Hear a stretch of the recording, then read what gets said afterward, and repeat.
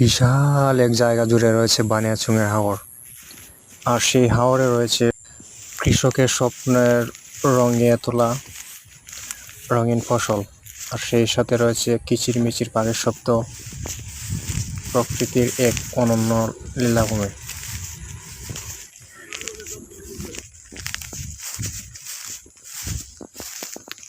এই নীল আকাশের নিচে তাকালে শুধু দেখতে পাওয়া যায় সোনালি রঙের ফসল, কারণ এখন হচ্ছে বৈশাখ মাস, আর এই মাসে কৃষকদের স্বপ্নের ফসল কাটা হয়। আপনারা দেখতে পাচ্ছেন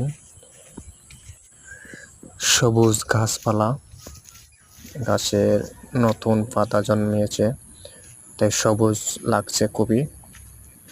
আসলে বানিয়াচংয়ের প্রকৃতি দেখলে যে কারো মন ভালো হয়ে যাবে, কারণ এটা হচ্ছে সারা বিশ্বের সবচেয়ে বড় গ্রাম, আর এই গ্রামেতে বসবাস করে প্রায় 1.5 লাখ মানুষ।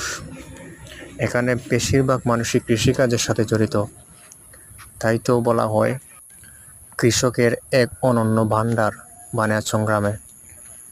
গ্রামের হাওরে ধান চাষ করা হয়, আর মাঝে মধ্যে বয়ে যায় মেঠো পথ, আর সেই পথ বেয়ে চলে যায় হাজার হাজার কৃষক তাদের সোনালী ফসল ফলানোর জন্য।